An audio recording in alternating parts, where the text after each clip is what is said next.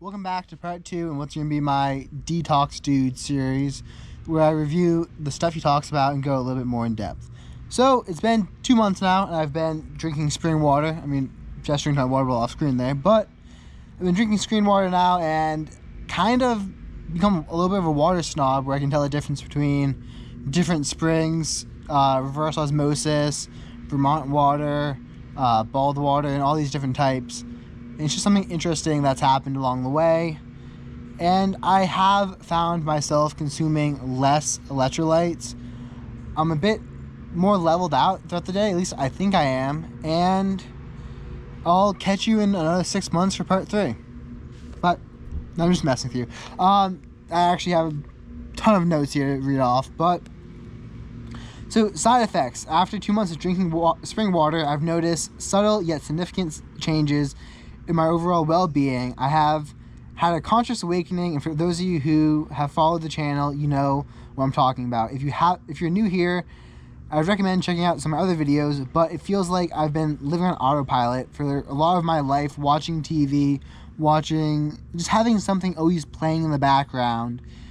And for the first time, I shut that off, and it's this amazing feeling of like waking up and looking at your environment and noticing it in more detail. And ever since I started doing more meditation, now I can focus on the present. And when you focus on the present, things in the present come into much greater detail.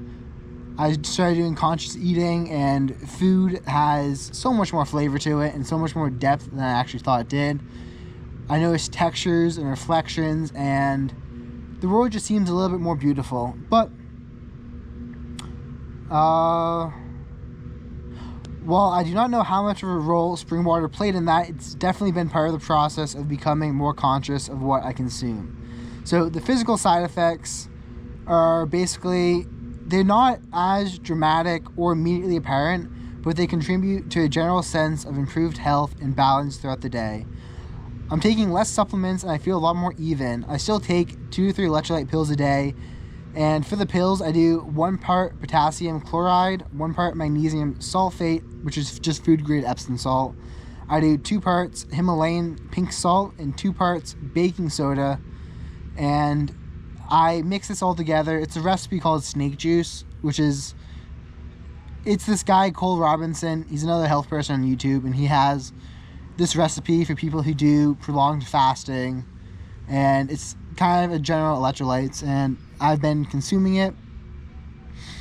I do take it in 000 capsules, which has the side effect of my electrolyte levels will kind of peak and then go down, and they go down because I'm drinking spring water, which doesn't have the same amount of electrolytes as urine, which I'm peeing out. So when I drink fresh, purified, non-salty spring water, and then I pee out salty pee, I lose electrolytes during that process, and I do lose some minerals, but not quite. I'm still replenishing a lot of the other minerals through the water itself, but I found that for myself personally, I can't replenish. Spring water doesn't naturally contain the amount of magnesium or sodium that I still require. And this might have something to do with my body's inability to hold on to electrolytes as well as it should, or it could just be what a normal body does. Anyways, I do have to supplement with electrolytes. In the course, Joshua talks about mixing the electrolytes into your water, and I'm not the biggest fan of that. I am going to try it out, so there will be a part 3 to this video series on water. I am going to talk about some of his other spiderweb. And I'm going to talk about some of his other content too, and give basically a breakdown of what I think of it and what my results have been ever since I started trying it. So Josh recommends mixing it into your water, and that way you're kind of peeing out the same concentration that you're taking in. But I drink a lot of tea, I drink a lot of kombucha, and I don't like putting salt in it. He says you'll get used to it, and I will give it a try. I will make a part 3 to this where I go a month and I actually mix the electrolytes into the water, so that the benefit here is you're supposed to be a lot more constant, because right now I'll take an electrolyte pill. It kind of spikes up my sodium levels, my magnesium. Then I'll drink some spring water, I'll do all this stuff, and it kind of goes down. And I'll take another electrolyte pill, and then it kind of goes down. And right now I'm kind of just listening to my body to determine when I should take those pills, but I'll give his recommendation a shot.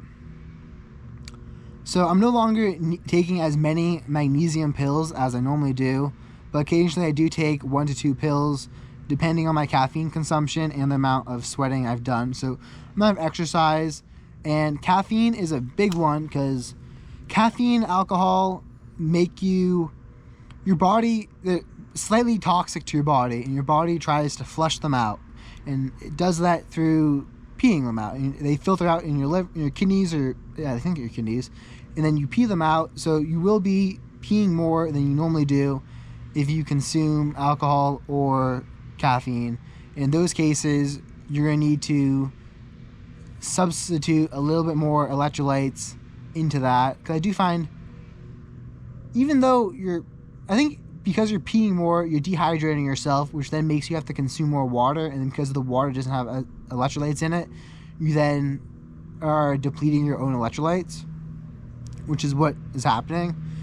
I have decreased the number of other electrolytes. I don't really take a calcium or a zinc anymore. I probably should take 1 or 2 of them, but I got an electrolyte panel done literally this morning for blood work, and I'm interested to see where my levels fall. And I will update and talk about those results in the part 3 video to this.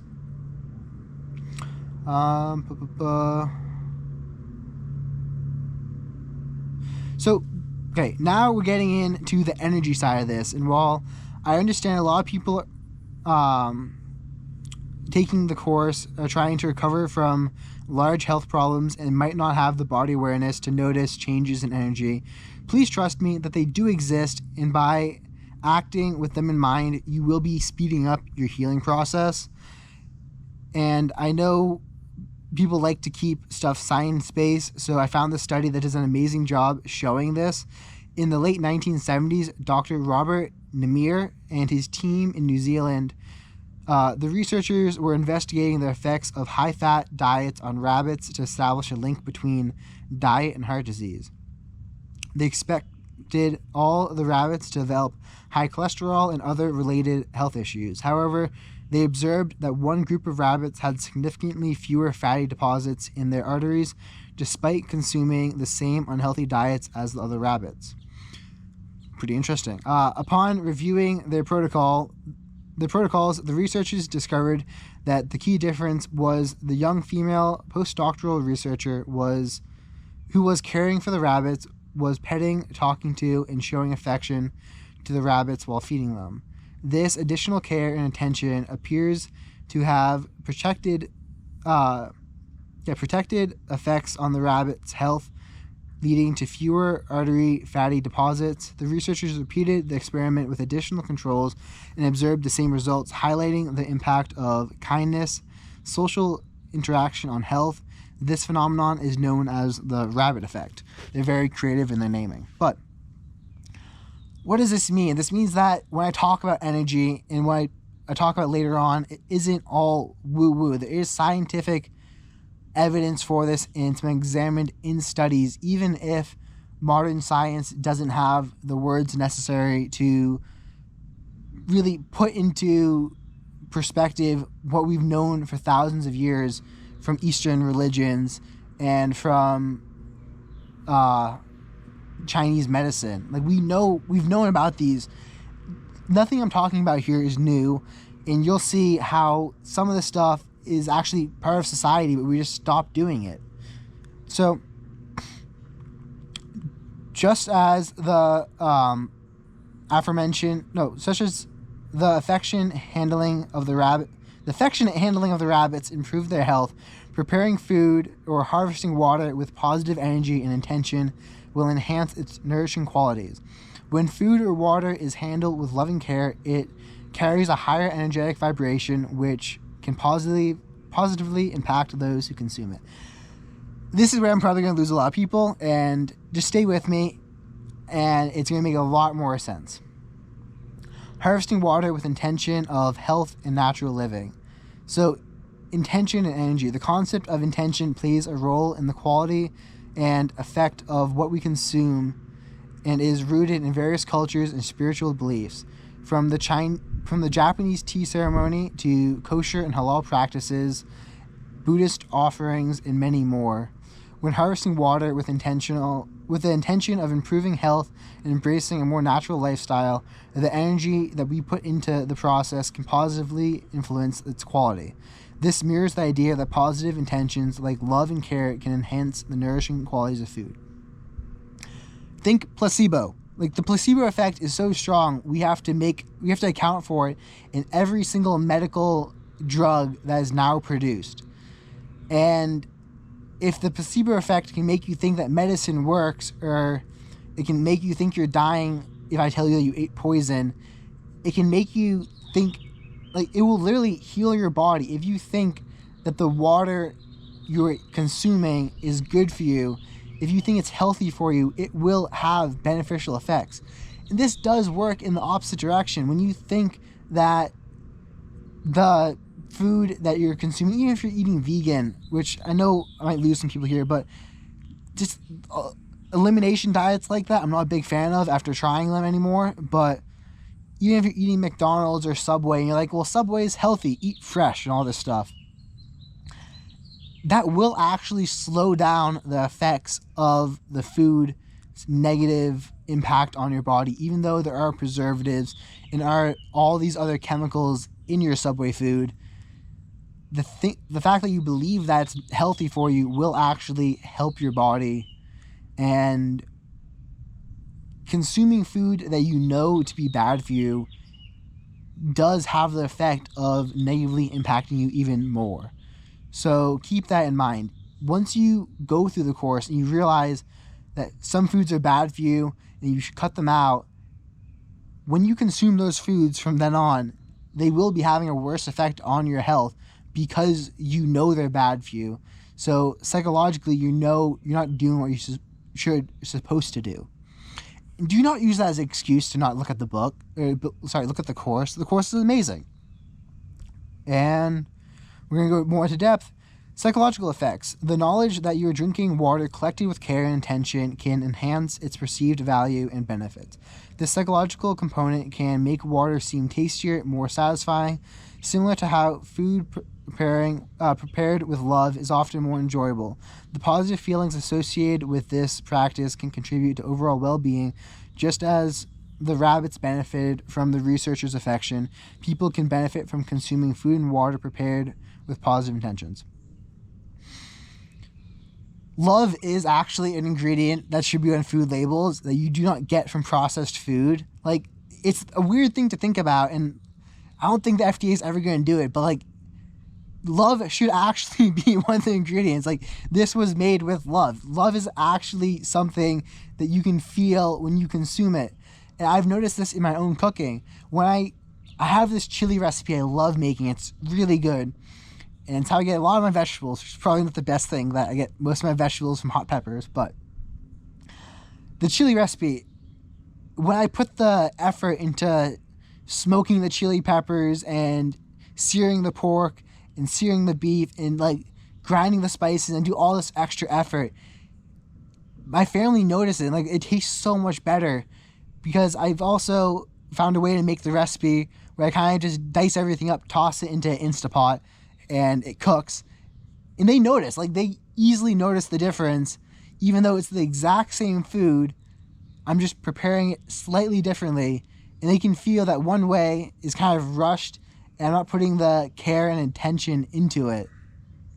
So keep that in mind. And none of this is to say that spring water isn't healthy and that it's all psychological. The psychological parts of it are also part of the healthiness of it. Like, the reason why eating stuff you prepare yourself or harvested yourself tastes better is because you put the intent into it. Like, there's so much to that. Please do not dismiss it as, oh, spring water is only healthy because you think it's healthy. No, there is actual physical benefits, and there are so many mental benefits to it too.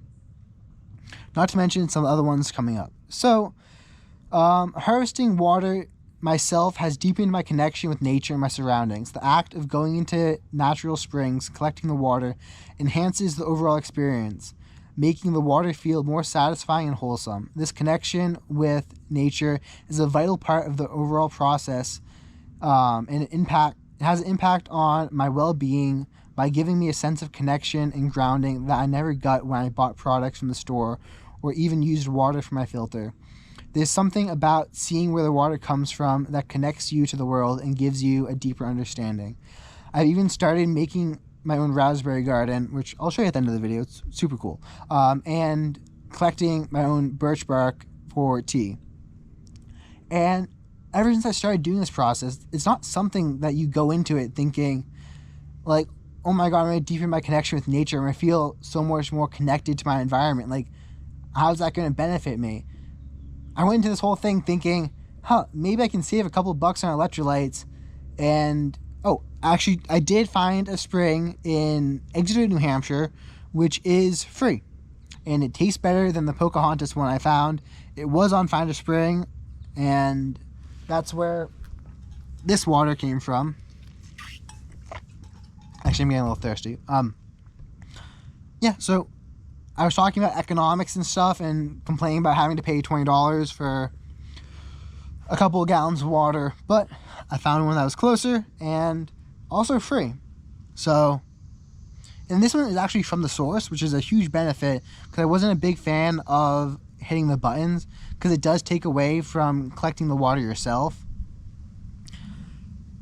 And I talk about this in my video about birch tea, but there is so much to actually getting things from your environment, making things using things you find locally in your environment, and it gives you this sense of connection. And it's really hard to explain to someone who's never had it, but it's kind of like this sense of nature will provide, the world is helping me, I can get resources from my environment around me, and you can't get that in the city. And this is one thing I love about being out here in a more rural place, but it's also a huge benefit. And mentally, I discounted completely the mental side of this, and it feels really nice, and it does have a very nice grounding effect to it. So, positive intention. The positive intention behind drinking spring water plays a crucial role behind its benefits. By making an effort to consume high-quality water, I'm setting a positive intention in my life for my health. This mindset shift, combined with the actual benefits of water, creates a powerful feedback loop. The belief that I am consuming something beneficial amplifies its positive effects, making me feel both physically and mentally better. A part of the positive effects comes from the conscious decision to prioritize self-care. By choosing to drink the best possible water out of the best possible containers, glass or stainless steel, I am actively valuing myself more. This initiative to care more about what I consume reflects a broader commitment to better self-health. The act of making this choice and following through with it contributes to an enhanced sense of self-love and well-being. I have noticed a similar effect when I choose to cook with stainless steel pans instead of using non-stick ones that give you microplastics. So it's like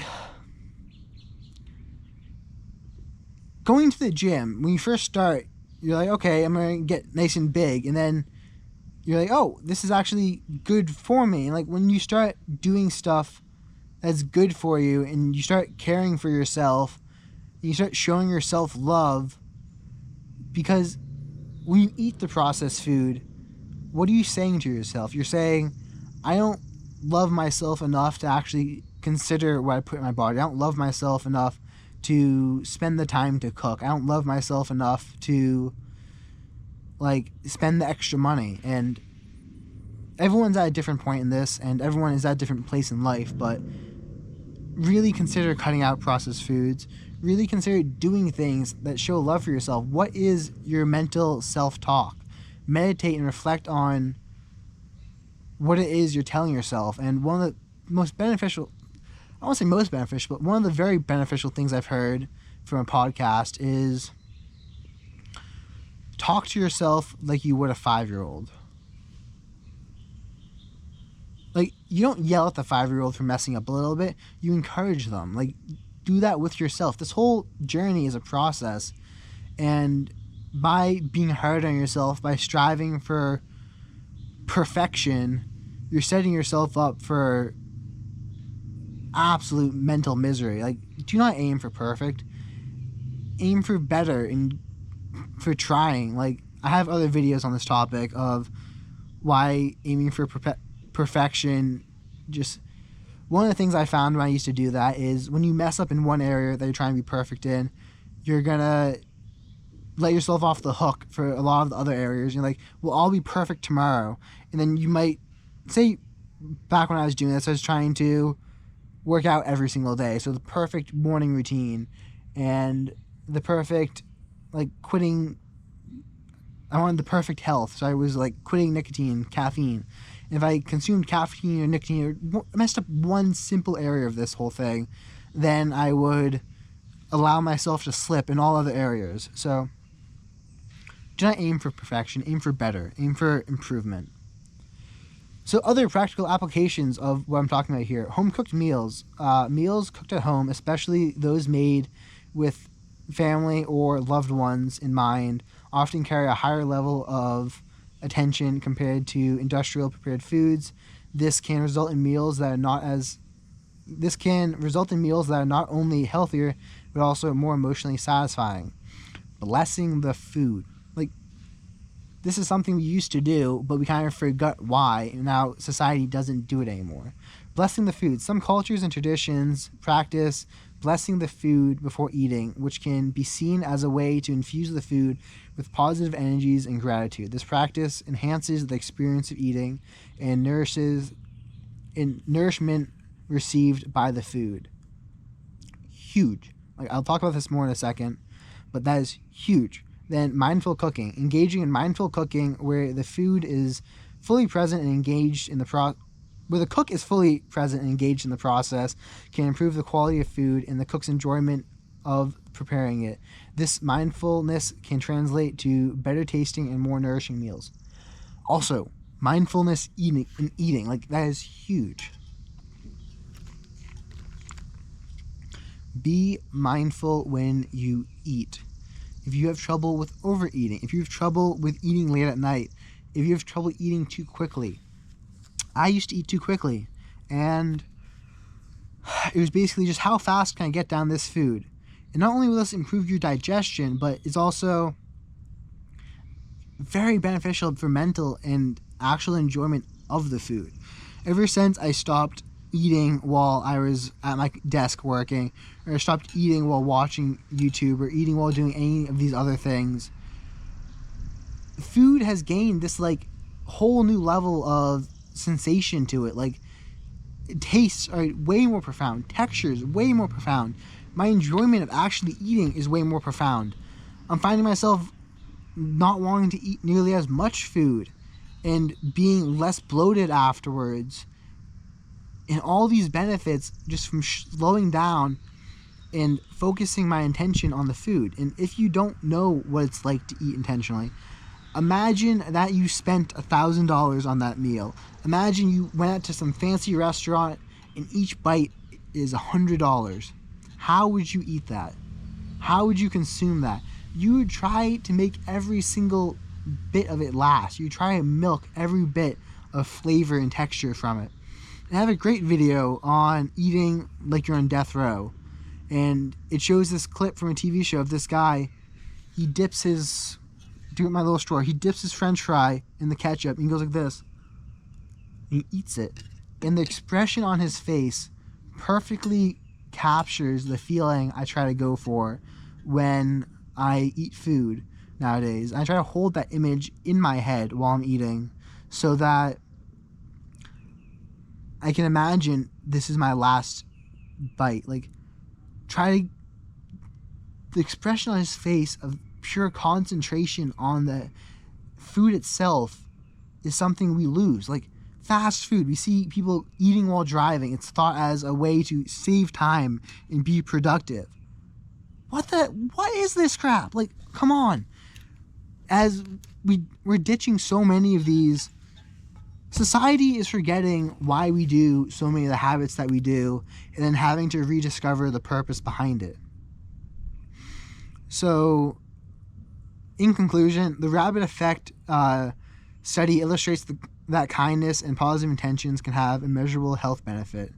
When applied to food preparation, this principle suggests that making food with loving care can enhance its nutritional and emotional values, contributing to better overall well-being.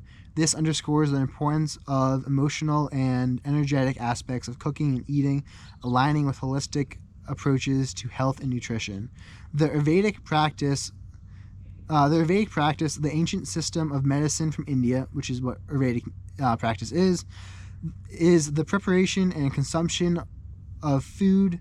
In Ayurvedic practices, the ancient system of medicine from India, the preparation and consumption of food is a sacred act. Practitioners believe that food cooks emotions. Practitioners believe that the cook's emotions and thoughts can influence the food's energy. Preparing the meals with a positive intention and consuming them mindfully is thought to promote better digestion and overall health. And then, I mean, not even that, but like, let's think about, society used to be very Christian, and we'd all bow our heads and say, Lord, please bless this meal and allow it to strengthen us and give us strength so we can carry out our chores throughout the day. We used to always do that before we ate. Or if you were Muslim, you say, Allah, please bless this food. I have Muslim friends. I've been to their houses, but they say the prayers in Bangladeshian, so I don't really know what they're actually saying. But like, whoever you're praying to, we used to like make offerings of our food. The Egyptians, the Romans, we used to burn offerings, and we used to like have ceremonies around eating and all these things. We used to bless the food with intent. And now our society becomes less religious. We're starting to move away from some of those practices. We're starting to be like, oh, well, no, saying grace before you eat or praying before you eat, that's silly. We don't need to do that. Because we no longer understand why we actually started doing the practice in the first place. And there's a lot to it. I mean, blessing the food, setting an intent, like the power of intent is huge. Set an intent in the morning for how you want your day to go. Set an intent for your workout. Set an intent for your relationship. Like, if you're mindlessly going throughout the day and you wind up at a place you don't want to be at, no wonder you didn't set any intent. Like, there's nothing guiding you. But when you set the intent for this food to nourish you, when you set the intent that you're going to get your work done that day, when you set your intent that you're going to do your full workout, or you're going to put your phone away an hour before bed, like, now you can actually start doing things because you set those goals. Without goals, you're just wandering meaninglessly and floating through time, hoping that life somehow, like, hoping you somehow stumble upon the path to greatness. No, it doesn't work that way. So, if you've made it this far in the video, please consider subscribing, hitting that like button. It does help out the channel a lot. And drop a comment. Do you agree with this? Are there any other things I'm missing?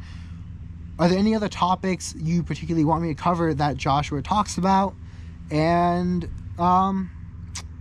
engaging with the channel really helps the algorithm, and the algorithm will help promote this to other people, which will get the message out more, which helps people find this and start putting these healthy practices into their daily lives. So for many of you, hitting that thumbs up and dropping a comment saying I love this, it takes a second, but it actually does help more people see this content. So if you enjoyed it, please consider doing that. Subscribe. I will be making more content talking about what I've learned, reflecting on Joshua's course.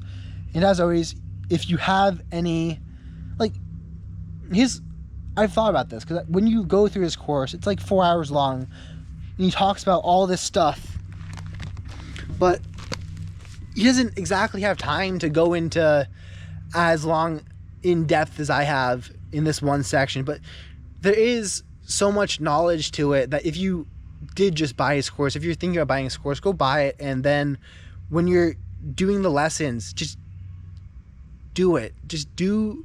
Try it out. I didn't expect to have this whole spiritual journey I went on, regardless of whether or not it was from the course or whatever it was. But I have been on this journey. I have been on this road, and I discovered these whole new levels to what he was talking about.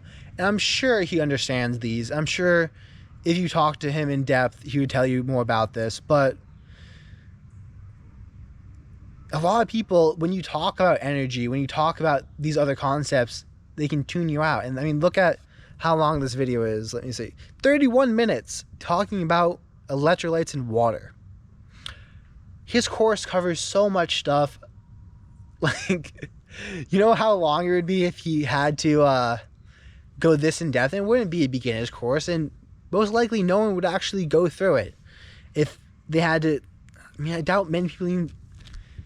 A lot of people don't make the commitment to be a better person. And what I'm trying to say here is Josh's course is really good. Go look at it. Try the Detox Dude stuff. And sometimes you don't even need to know necessarily why he's recommending it. Like, if you're worried about it, go talk to your doctor and make sure it's not going to kill you. And from my understanding of the course, again, I'm not a doctor, but nothing in it is dangerous. And if it is, he'll tell you. But give it a shot. Try it out. And then you discover all these deeper levels to it. And it's part of the enjoyment of it. Is you have these realizations. You're like, oh my God, there's actually this other whole level to it of energies. And it deepened my connection to nature. So go try out the course. Detox your life. And if you're interested in digital detoxing, dopamine resetting, I'm currently doing a 30-day dopamine detox where I'm cutting out all podcasts, YouTube, movies, TV, social media, and literally trying to make my life as boring as I possibly can. Spending time in nature and playing with my cats are some of the highlights from the past week, besides work. And if you want to hear about the benefits I've been having, the insights I've been having, go check out my channel. I have a whole playlist set up to my dopamine detox process. I'm currently on, I think, day 6 of it, but it's been amazing. Enjoy life and be happy, man. Peace out.